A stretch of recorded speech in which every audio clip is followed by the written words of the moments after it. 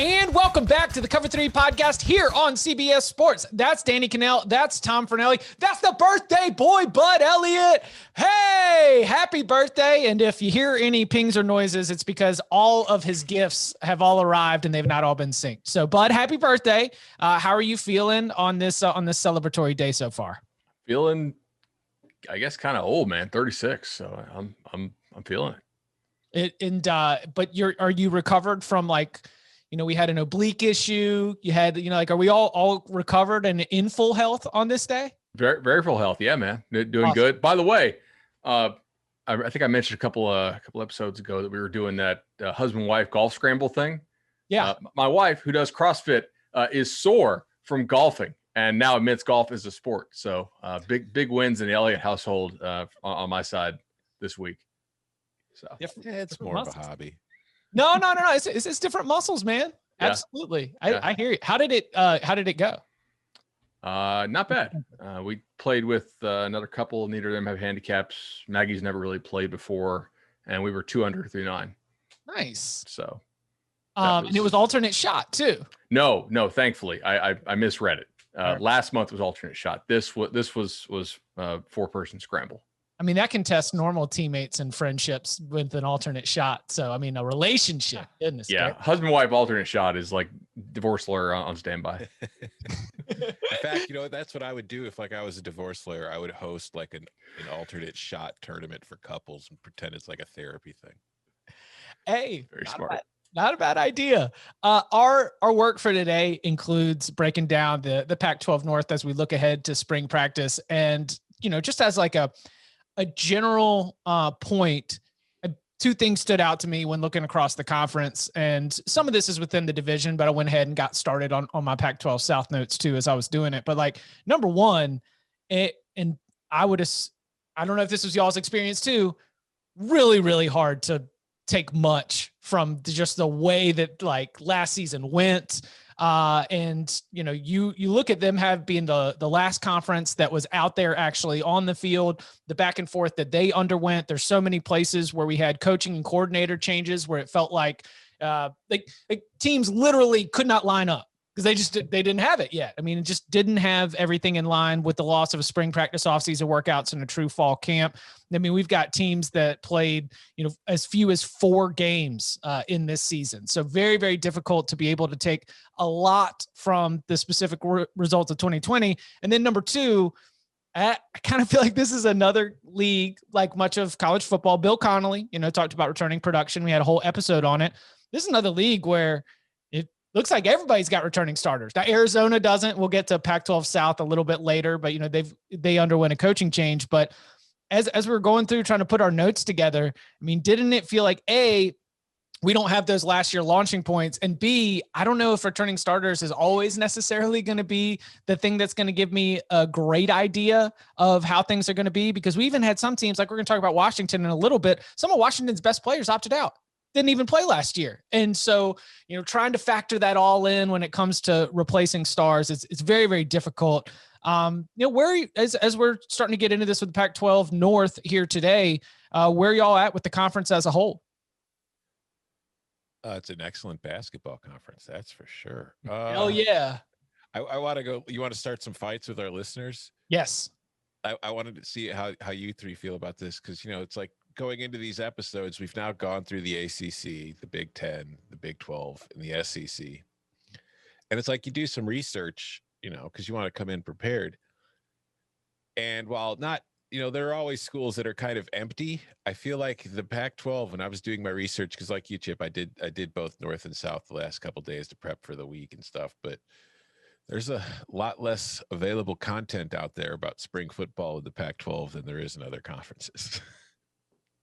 I thought the same thing. Do you think that has to do with COVID still playing a role in limited practice schedules, limited access? Because think about it. Everything's impacted on the West Coast with reporters' ability to go watch practice, or ability to get information. So maybe that has something to do with it, but I felt the same thing. I'm like, it was much easier to find information on SEC, Big 10, ACC, and Big 12 than it has been on the Pac-12 easily. Yeah, I think the main thing here is that these schools haven't really started yet. I mean, I didn't have any problem finding a whole lot of preview content, position battle content, stuff like that. But I mean, which of these schools have actually started, spring practice and are already through acclimation period and having pads on, right? Like not many. Right. And the Pac-12 is, they will extend most schools are going to be wrapped up by the end of April. But Pac-12 normally will extend on into that first or second weekend of May. But for the most part, they are a little bit later on the schedule. And there are a lot of good 24/7 team sites that have been doing position by position battles. That's where I was able to. That's one of the only places where you can get Washington State content. 24/7 sports. So newspapers are cutting it left and right. You got to go to 24/7 if you want to get that team specific content. That's where all the other diehards are. 100%. All right. The thing that I love about the Pac-12 North is we have a division champ, we have a conference champ, and a Pac-12 North wins leader in terms of conference wins, and they're 3 different teams. But we will follow according to the standard that was called into question, just standings top to bottom. Washington Huskies, 3-1. They were Pac-12 North champs, and they were unable to play in the Pac-12 championship game, and they were replaced by the Oregon Ducks, who were 3-2. Stanford 4-2. They were that Pac-12 North wins leader that I had. So big things that we have. We've got one of the highest rated quarterback prospects in Washington football history, who has not only committed and signed, but will also be on campus to be able to push Dylan Morris for the starting job at quarterback. Now, we didn't really get to see much of that offense under John Donovan. Last year was year 1. Kind of felt like a little bit more on that in a little bit. So Dylan Morris was a freshman starter last year. Sam Heward from the great Heward line of Washington football, and Patrick O'Brien, a Colorado State transfer. That's going to be your quarterback competition. Can Morris get pushed by the highly rated freshman? That's going to be a lot of the excitement as Huskies fans try and figure this out. There is some precedent for somebody coming in as a freshman, winning the job, and then holding on to it. It's Jake Browning. And, Jake Browning was Pac-12 Offensive Rookie of the Year his first season when he was able to lead the Huskies all the way into the Pac-12 championship game. Defense already had some key players opted out last year, but I thought they played pretty well. Elijah Molden is going to be your big name that's needs to be replaced, but a lot of key contributors back. And with Jimmy Lake, there is an expectation of a certain standard that can be upheld on the defensive side. Now, I have respect for the under champs. And boy, when it comes to pace, when it comes to play calling, when it comes to scheme, Washington just not much of a hurry. Not really too concerned about being explosive. Again, respect to the under champs, but when we're talking about the Washington Huskies, you're going to have to hang with USC if you want to win the Pac-12. And if you want to hang with USC, you got to be able to score.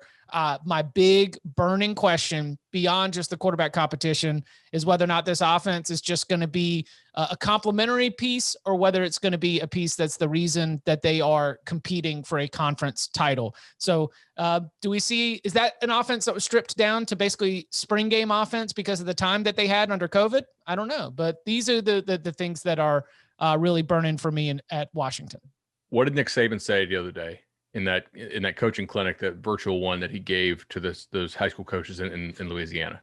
He said, normally we think 13 points is our goal, but we averaged 16 and we were the best in the ACC. We got to go score. He's basically given up on trying to win with defense. Yep. And he said, I grew up, run the football, don't turn it over, control the line of scrimmage, play great defense. That's how you win. He goes, you ain't winning the damn thing with that formula anymore in college football with the way the rules are. We can block linebackers and safeties on pass plays. Saban's going to get all the credit for this. And I've been saying this for 2 years. I've been saying this on the Cover 3 podcast. Why isn't that going viral? Dang it. He was trying to claim that he made his change before Lane even came in. So that was interesting. But I follow a lot of Washington fans on Twitter who I feel like are really sharp. There's a pretty serious Washington community of fans out there as well as on Dogman. And they're worried, man. They're worried because they think Jimmy Lake is an awesome defensive coach, an excellent recruiter. At least, he was as an assistant, and they have a real opportunity here to do something. But they're worried that the hire of John Donovan as offensive coordinator is like very much a move that a defensive coordinator, as a head coach would make, right? Just somebody who won't screw up my defense. And we know that's not how you get to the next level in college sports. I mean, they have some very concerning stuff here. So they were second to last in the nation to passes to outside receivers last year, 93rd in passes to the slots. They basically just threw the ball to the tight ends and the backs all the time. Now they got good backs, they got good tight ends, but they also ran the ball on like first and second down more than just about any team in the nation. And that's not great, man. Like you need to open it up and throw the ball around if you want to compete at the highest level. If you want to win 7-8 games, keep doing what you're doing. And I think they will. I will say, I understand the concern, and we saw it too, because it was a pretty conservative offense. And again, it's hard to know exactly how much to take away from anything we saw last year. But I will say this, in its defense, it was efficient. Like they did score 30 points a game. They played only 4 games. They were 4th in the Pac-12 in yards per play. If you look at points per drive, the only Pac-12 team that had more points per drive than Washington did on offense last year was Arizona State. Washington comes in second at 2.88. That's ahead of Oregon. That's ahead of UCLA. It's ahead of all of them.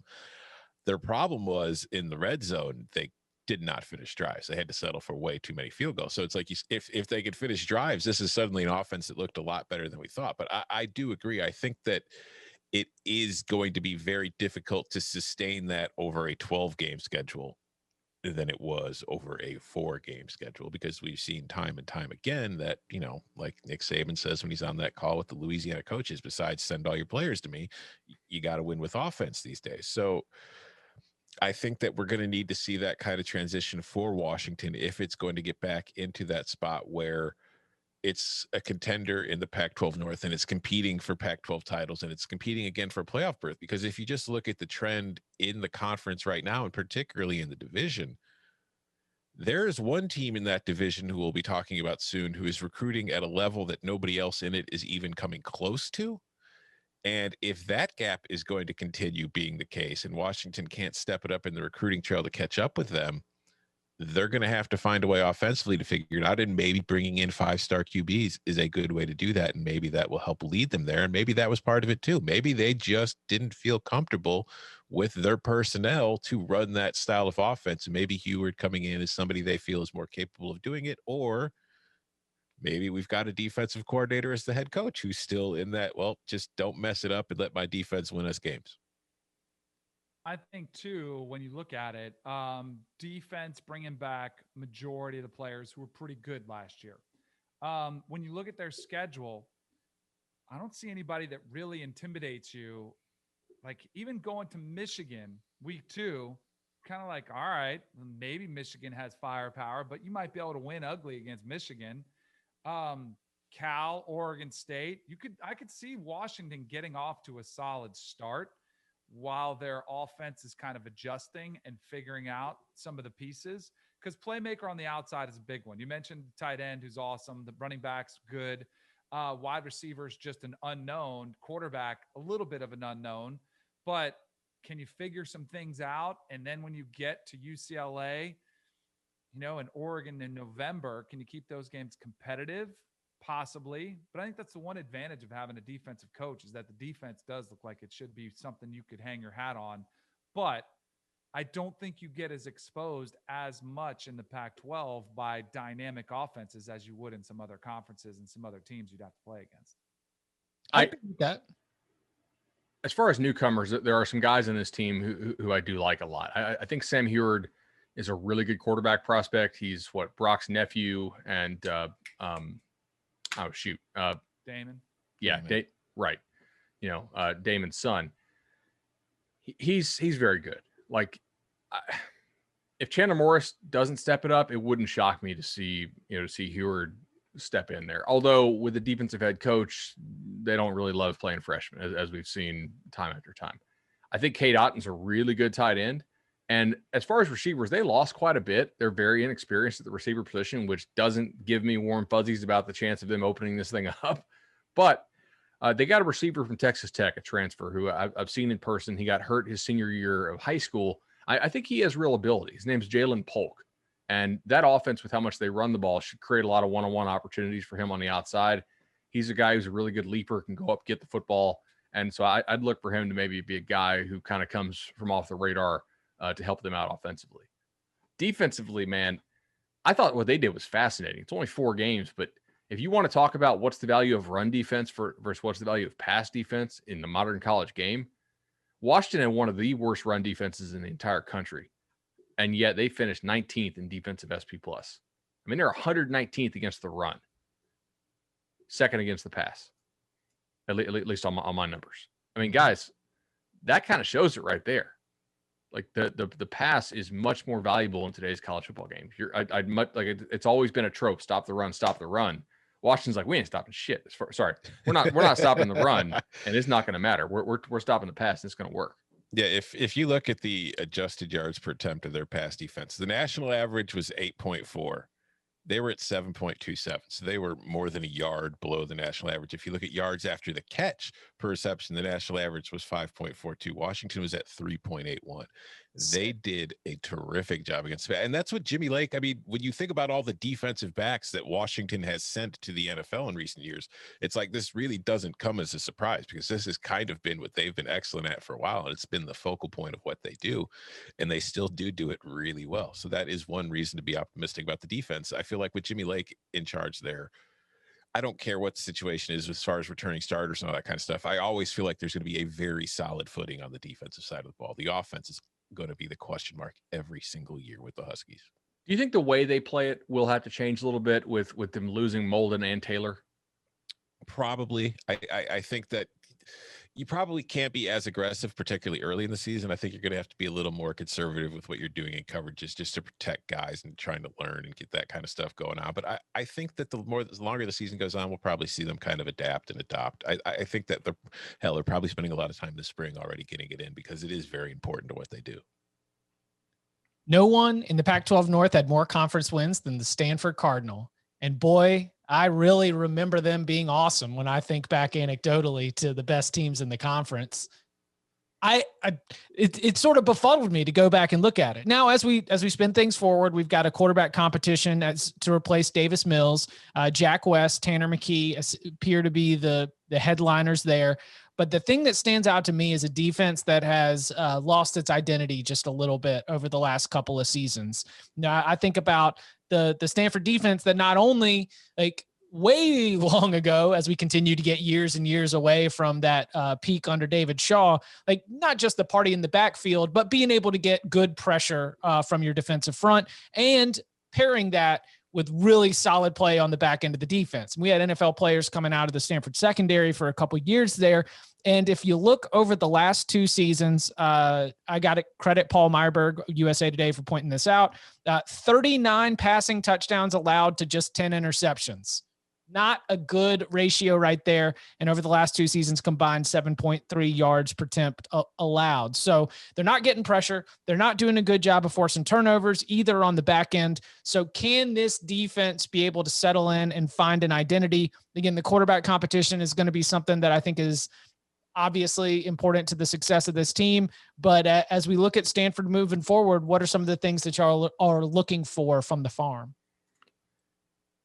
I think we could see defensive improvement, because I think that, we talk about the sample size of last year and the way that the Pac-12 schedule was. This is a team that played 6 games.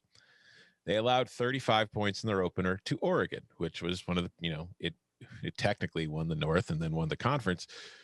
And then it allowed 35 games in its second game against Colorado. And you got to remember, these are teams coming into the season with no real prep time, no real practice. But then they kind of slid in, got you know, they went on a nice little win streak to finish the season where they allowed only 23 to Cal, 26 to Washington, 24 to Oregon State, which in this day and age, that's about the best you can hope for defensively.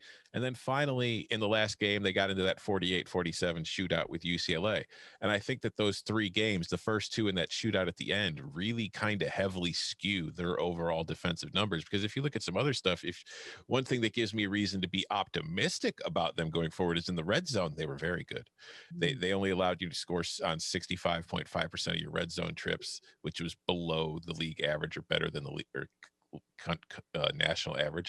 I don't think it was an awful defense. I don't think it was a great defense, but I just think that there were areas of it that skewed things. And I think going into 2021, it'll probably, you know, balance out a little bit where we won't see the kind of, you know, crazy outliers there. But I think offensively, I think that's where the real question is, because they do have a quarterback battle. They do lose a ton on the offensive side as far as production. There's a lot of unanswered questions there. So just for me, if I'm going in, I think there's a lot of stuff we need to see with this Stanford team, because like Barton had been on it for the last few years on this show about how they were trending in the wrong direction. And he's right. They have been trending in the wrong direction. The recruiting hasn't been to the level it once was. The physicality hasn't been to the level it once was. So those are all very legitimate concerns.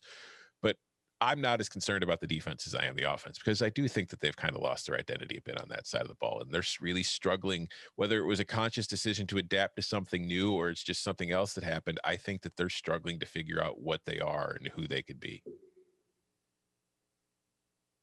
Rushing yards a game. They were last in Pac-12 in pass efficiency defense, but that's the 1-year trend. If you go back and look at the 2-year trend as far as the pass defense, they've given up 39 touchdowns against only 10 interceptions, and teams are averaging 7.3 yards per attempt against them.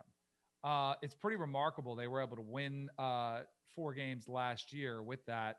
I think replacing Davis Mills is going to be he's going to be a surprise at the draft. And I think he is an incredibly talented player. And I think there's a lot of question marks about this team. And when I love the job that David Shaw has done, but when you talk about trending in the right direction, this year was weird. It was a one-off. You know, they were 4-2, which is awesome, but I think you might see a regression back towards the struggling Stanford team this year with some of those question marks at offense. They're even doing, I just saw this in some of the research that I was doing. Did you guys see that they don't allow early enrollees at Stanford? And for the first time, they've got a couple guys that have actually qualified to do it. So, you know, you talk about youth coming in, it's an uphill battle. So my expectations are pretty diminished for Stanford this season. I will note, I've done a lot of research on this over the past couple of years. The guy who was the most vocal about about the early signing period, right, was David Shaw. He did not want the early signing period, and the reason is because Stanford does not greenlight kids for acceptance until pretty late in the cycle. And oftentimes, you know, back in 2015, 2014, whatever, you know, we would see Stanford officially give the kid the green light in, you know, October or November. Now, when signing day was February, that was fine. That's enough time. When signing day is, you know, the 3rd week in December, that's a little bit different. David Shaw was really vocal about this, and it has hurt their recruiting quite a bit. They don't get the same quality of player that they used to. I think that combined with their player development as far as their hit rate was just off the charts for a while, and probably a little bit unsustainably so. I mean, I think you can be great at player development and then also get a little bit lucky as far as like hitting on every single stud you sign, right? Which for a while it seemed like they did. And I think they've had a little bit of a little regression to the mean going on there. But this was still a decent team by year's end, as Tom noted. I mean, they kind of had that. What teams were we looking at here? Navy. I know in that first game there were a couple other teams. Just Maryland, like we talked about in the Big Ten preview. They just weren't ready. Period. Yeah, like the first 2 games. I mean, they come out 2% win expectancy against Oregon, 8% against Colorado, which means like they were incredibly lucky to be at a 3-point loss there. It should have been, you know, really a blowout. You know, and then after that, they won 2 games where they probably got lucky to win, but the final 2 they played relatively well, I guess. My concern here on offense continues to be the lack of explosive plays. 85th in passing explosiveness, 120th in rushing explosiveness. We talk about this a lot, but man, you know, you got to hit big plays in today's modern college football if you want to keep pace. Stanford could be just as good of an offense as it was 3-4 years ago, and it wouldn't matter because the rest of college football is getting more explosive. And like we talked about with A&M, Stanford is not keeping pace as far as getting more explosive, creating those big plays. It's just, if you stay the same and everybody else gets better, you're actually falling behind the field. I think you guys covered the defense, man. Like they lose a lot of important pieces on defense. We'll see how this goes. And an interesting thing to follow too, because like there was a lack of explosive plays on offense, and I think that's more philosophical because people I've talked to, like as we're heading into the NFL draft process, a lot of teams seem to be pretty high on Davis Mills, and there's a lot of, it's like compared to what I've heard some NFL people tell me their thoughts on Mills, and compared to what like Mills was doing at Stanford, it's like he wasn't bad. Don't get me wrong, he had a good season, but he's 7.7 yards per attempt, wasn't really taking the kind of deep balls. I wonder if we might have another kind of Justin Herbert kind of situation on our hands here. Oh, where we fade Justin Herbert's offensive coordinator. Yeah, it's a great principle. You know what Stanford's really missing? Sega Whiteside. All right. I want to tell you about the all-new Stitcher podcast app. It's been rebuilt from the ground up to make it easier to listen to podcasts on the go or in the revamped web player. Stitcher is home to all your favorite podcasts, from classics like My Favorite Murder, This American Life, and How Did This Get Made, plus all the CBS podcasts, Eye on College Basketball, Fantasy Baseball Today, and of course, your favorite, the Cover 3 podcast. In Stitcher, you have more control, like setting your download preferences per show and the ability to listen virtually at any speed. With Stitcher, you can listen to your podcast anytime, anywhere. So give the all-new Stitcher app a try. Download it in the App Store or at stitcherapp.com/download. Chip, you mentioned My Favorite Murder. Am I the only one that is like overly concerned by how popular true crime podcasts are? I don't know. Dateline's always been out there, right? So, yeah, it's like My Favorite Murder. Let me think. You know what? There's a lot of murders that I like, Tom, but I don't know which one is my favorite. It's like my children. It's too hard to really choose between these murders. I don't know. All right. We mentioned now we've hit the division champs. We've hit the wins leader in the North, and now the Pac-12 champions, the Oregon Ducks. Tom referenced them earlier. They are the most talented team in the division. They are arguably the most talented team in the entire conference. Mario Cristobal has upped the recruiting in a major, major way. And that is one of the big talking points here as we go into the spring practice, because we've got Ty Thompson, one of the highest rated quarterbacks to ever be signed by Oregon, and he's on campus. He's early enrolled. He's going to be a part of the spring ball battle going up against Anthony Brown, the 6th-year senior, formerly of Boston College, who didn't really, obviously Tyler Shuck, the starter for much of the year, but we saw Joe Moorhead near the end of the season, conference championship game, and then especially in the bowl game, really build out some Brown-specific packages. And so I'm very curious to see what Joe Moorhead, an offensive coordinator that we have high regard for, what he's going to be able to do with a full spring practice, off-season workouts, 2 quarterbacks who can be very competent. And listen, the reason why it's so exciting is because there's a lot of other places where this team looks like it's ready to for real make a run.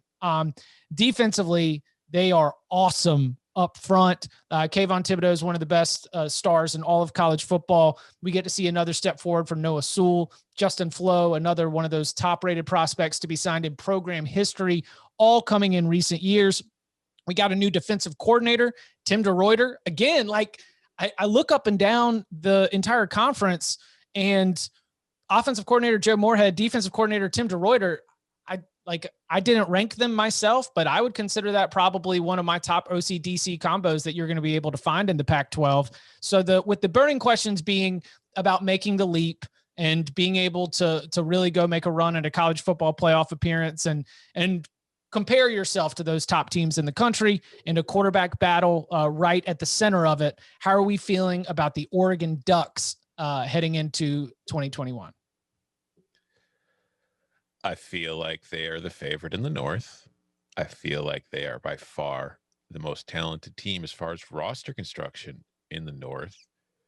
And I feel like it's all going to come down to the quarterback spot and the philosophy on offense. Is Joe Moorhead going to be given the keys to the car and allowed to run his offense, or will, as we've talked about here, like Mario Cristobal, conservative too often on offense? And it's at times, I think it gets in the way. Like we just talked about with Justin Herbert, they had a kid who's gone on to the NFL and proven to be freaking outstanding right away, who it felt like most of the time while he was in college, they had, they kind of had reins on keeping him in, not letting him go too far or do too much.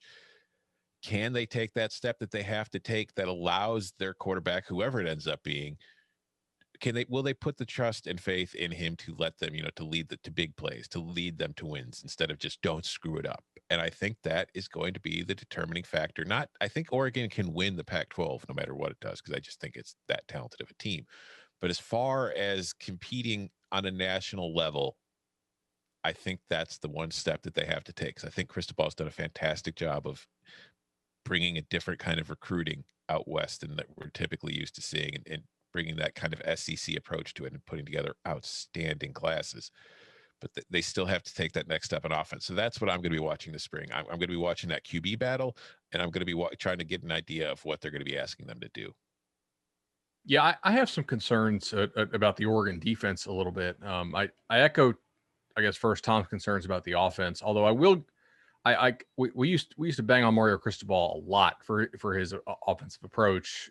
Kind of coaching like a defensive coordinator in a sport that is becoming ever more explosive.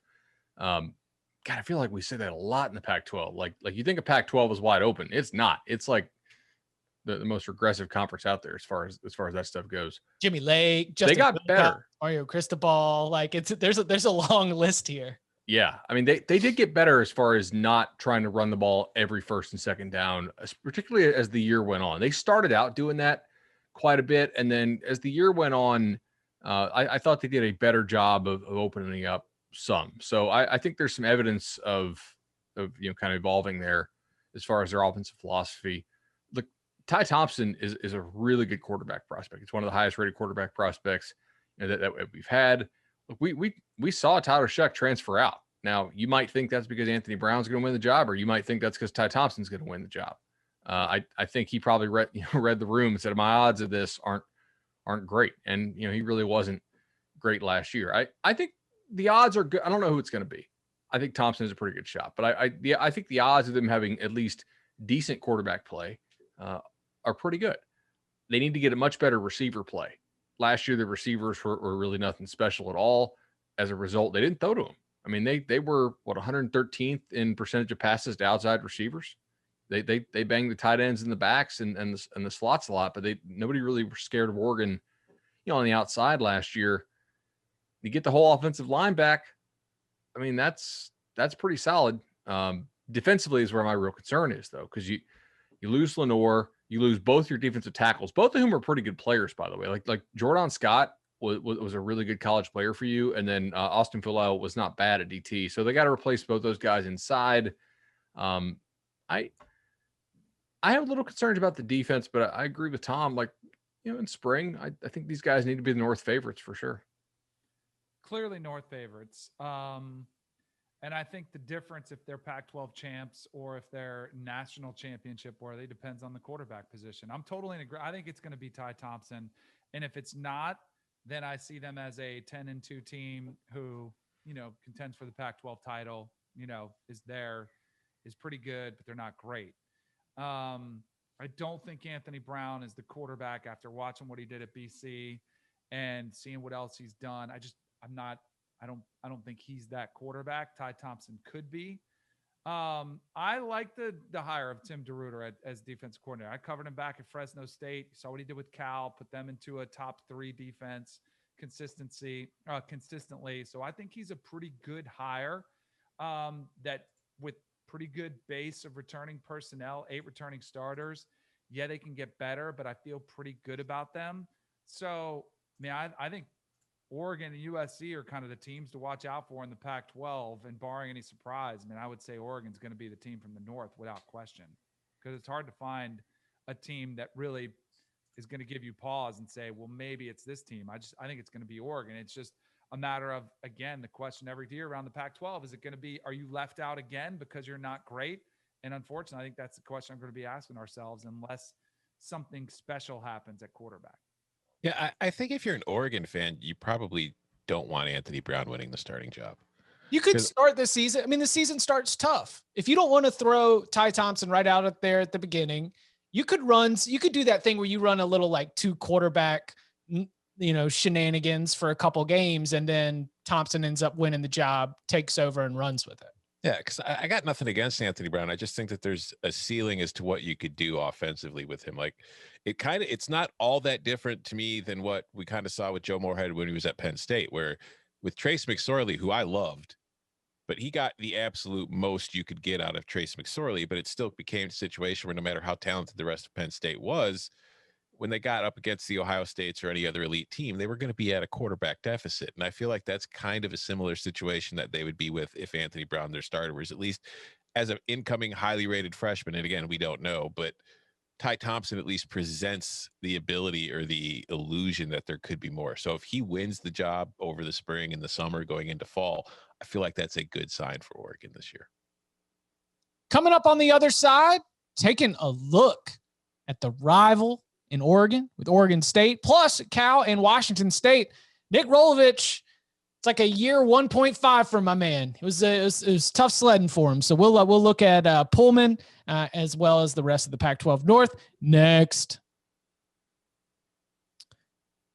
Hey, Cover 3 listeners, opening day for the Major League Baseball season is Thursday, tomorrow. And if you need any last-minute fantasy baseball prep, be sure to listen to Fantasy Baseball Today in 5 with Frank Stanfill, Scott White, and Chris Towers. It's the best way to stay up to date on the biggest news items in fantasy baseball in 5 minutes or less. Download and follow wherever you listen to this podcast. The Oregon State Beavers were 2-5 last season, and we are preparing for year 4. Yes, year 4 of the Jonathan Smith era. Last year was weird. So he gets a contract extension, a little bit of a pay raise after the 2019 season. They went 5-7, 4-5 in conference play. In terms of the standings, that was tied for second.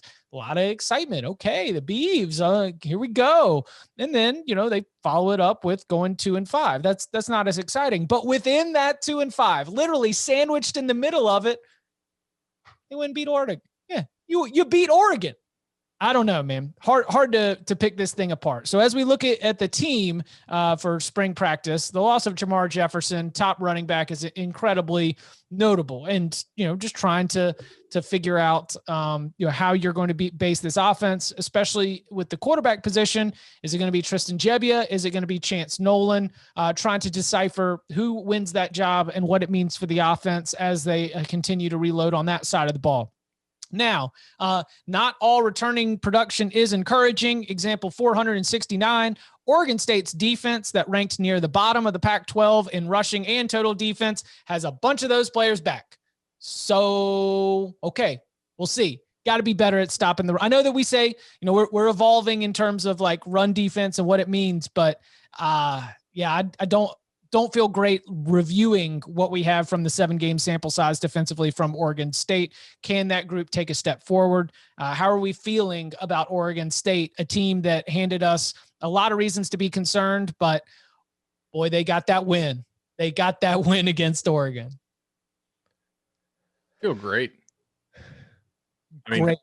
Okay, maybe not great. I feel good. Like, this is one of those teams that brings back a boatload of experience on both sides of the ball.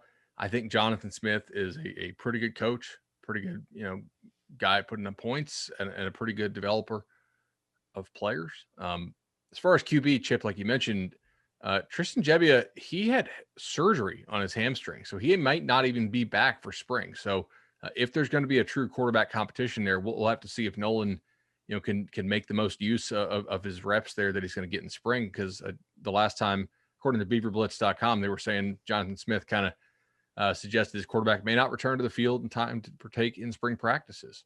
Yikes. Offensive line's all back. You lose Jefferson, but okay. I think running backs matter some, but not as much as other positions, I guess. I do think losing Rashad is a fairly big deal. Like, he's an impact defender on a defense that, lacks athleticism and size as far as a combination. So I want to see how they replace him, but I think this team's moving in the right direction.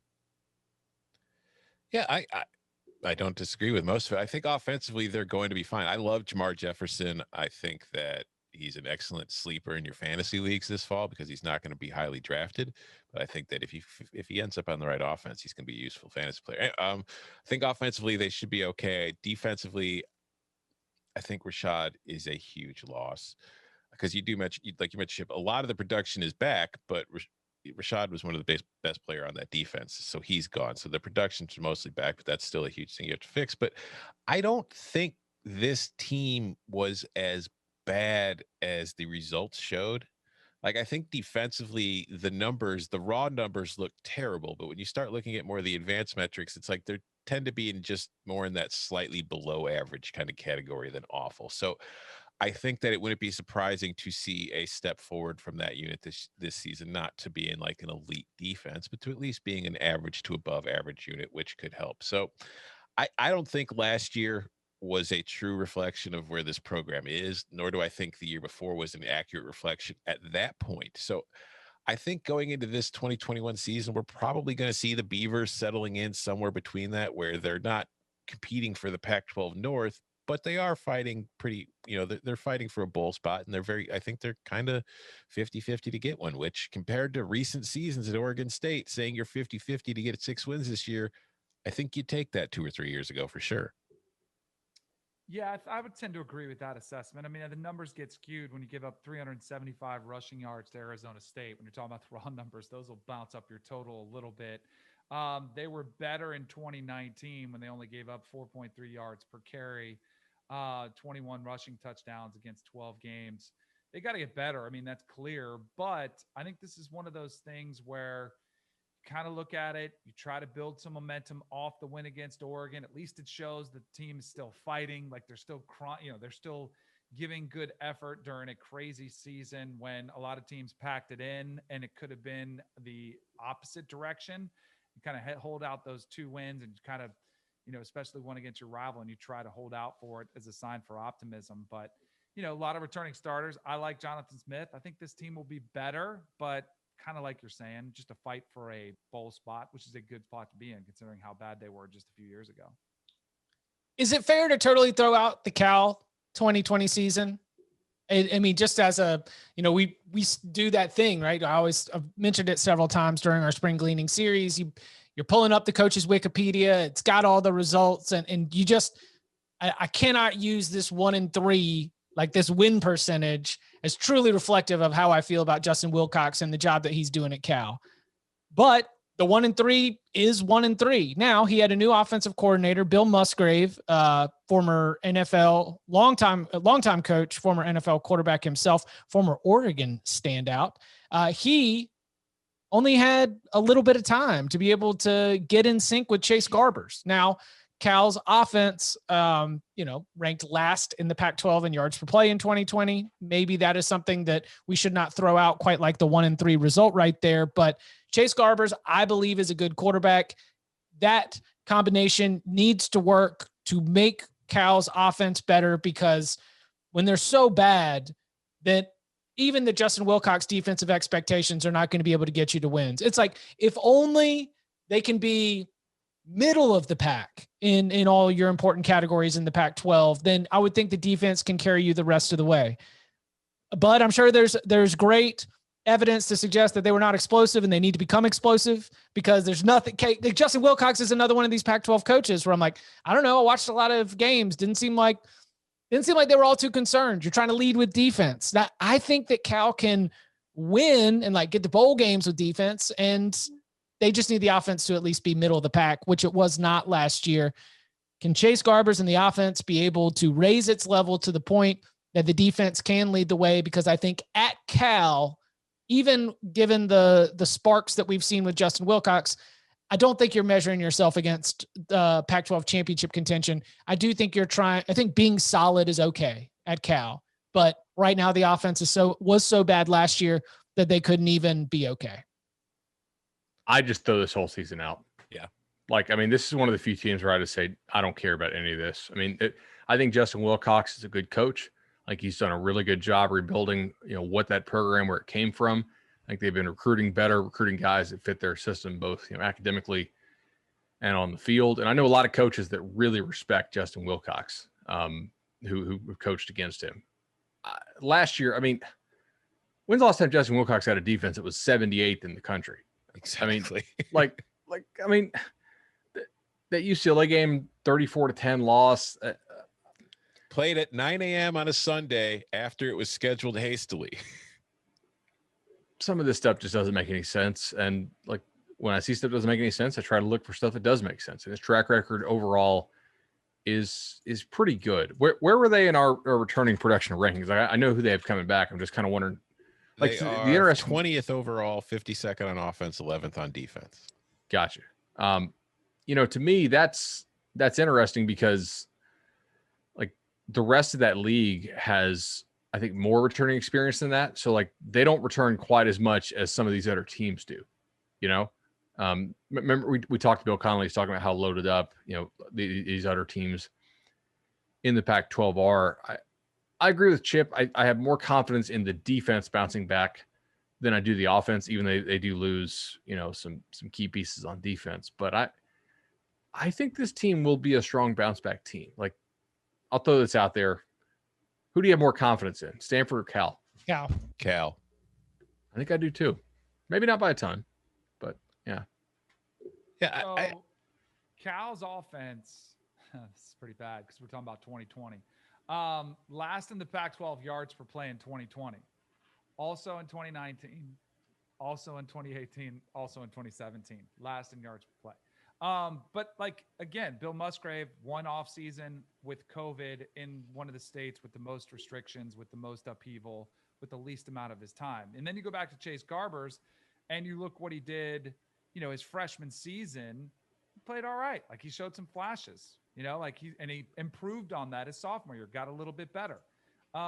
So I kind of look at this and say, you've got a quarterback who showed promise with a lot of playing time, with a lot of experience, a team that's been given, was dealt a really rough hand as far as the limited amount of time they had to play and when they had to play. So I think this could be one of those teams you look at and closer to 7 or 8 wins than 3 or 4 for sure.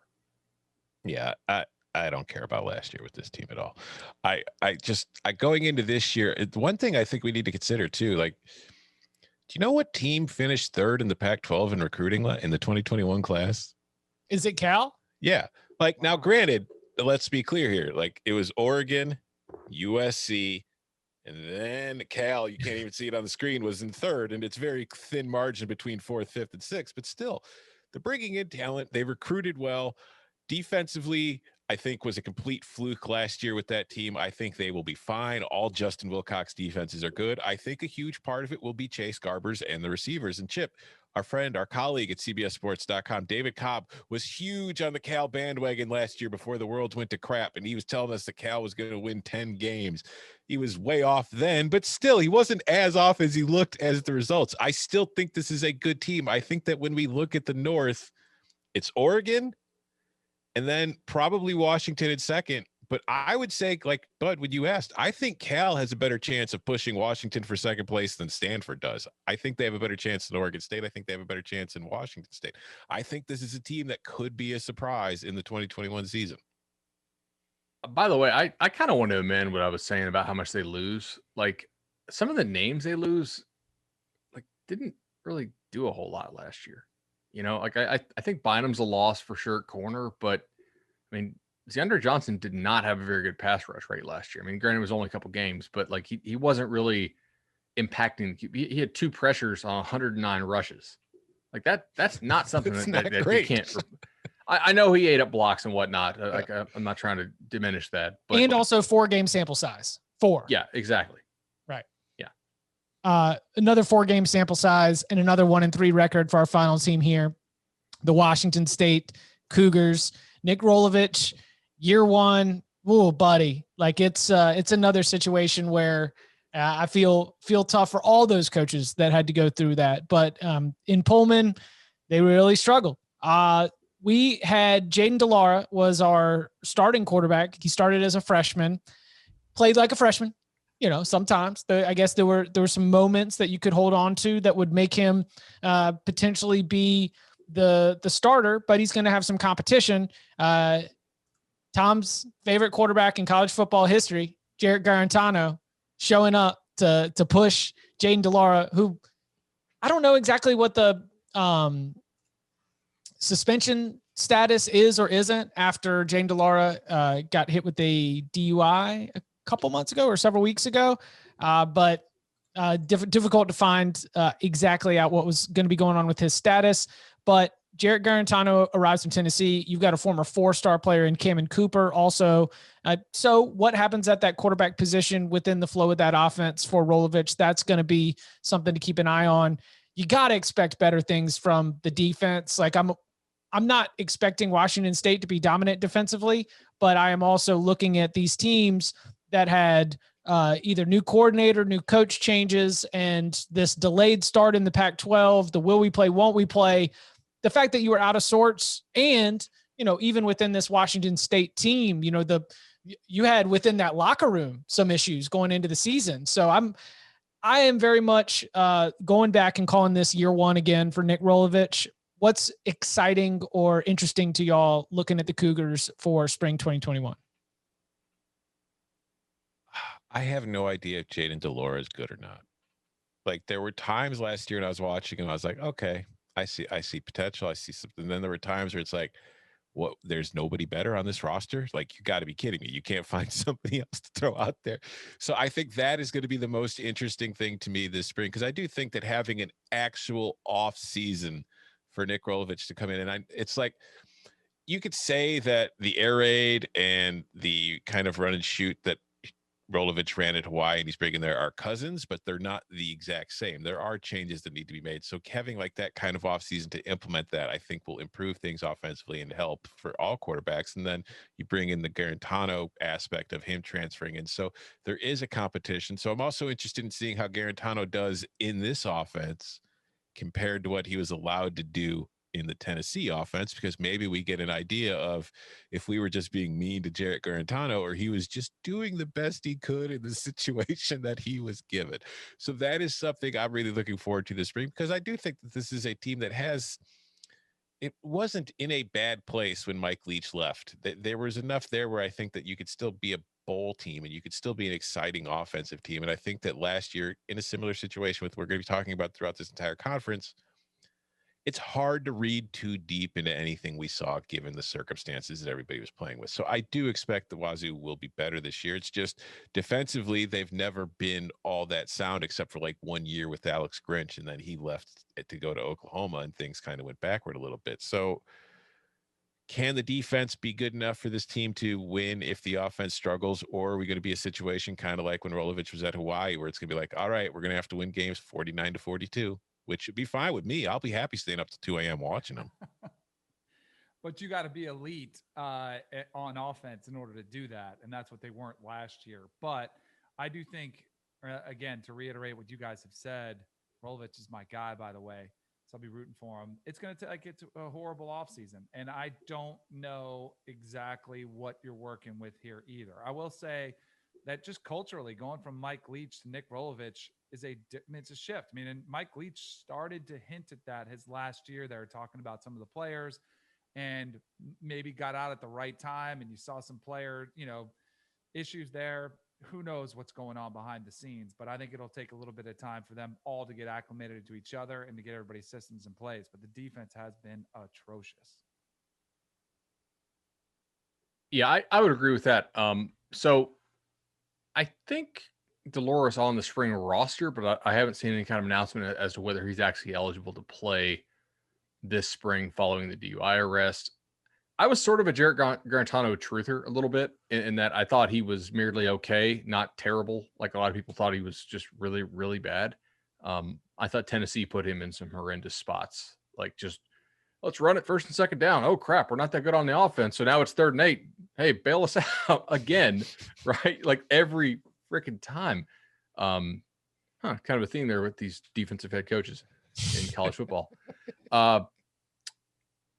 I think they're going to be fine on offense for the most part. Defensively, one thing I was wrong about last year was I really thought offenses would struggle more than defenses would without having practice, because I do think that defense is a little more of like a collective individual effort, whereas offense is a little bit more of a team game, right? It's a little more rhythm based. Defense is a little more react. But I had some coaches who coach defense tell me that, like, they're like, I get what you're saying, but for us, what we found was it was hard to get those actual physical reps for our guys with all the COVID stuff. And like the reaction is something you have to rep quite a bit too. And so I think, if you're trying to install a new defense, you're not really able to rep it like that and rep it over Zoom. I think what we saw is like defenses might have been actually more impacted by this than offenses were. A step slow, and Yeah. it's not like actual speed. It is like mental processing type stuff. Yeah, exactly. Interesting. We'll have to keep an eye on it. Coming up next, we're going to have the mailbag.